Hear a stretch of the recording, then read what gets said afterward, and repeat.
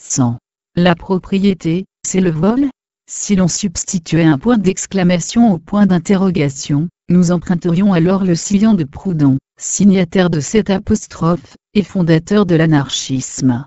Qu'est-ce à dire? La thématique principale aurait-elle glissé sans transition de la connaissance de soi au désordre social?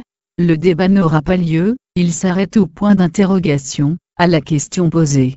Dans la société actuelle, le droit de propriété est fondamental, souvent placé en très bonne place dans les constitutions. Doit-on s'en plaindre?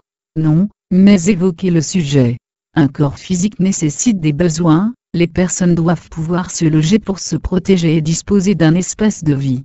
Les problèmes surgissent lorsque l'on évoque l'accès à la propriété, voire simplement au logement en location, qui, dans une société marchande, s'acquiert par une contrepartie financière. En effet, la disparité des richesses et l'insuffisance des ressources restreignent l'accès au marché immobilier, voire empêchent carrément un certain nombre de personnes de se loger.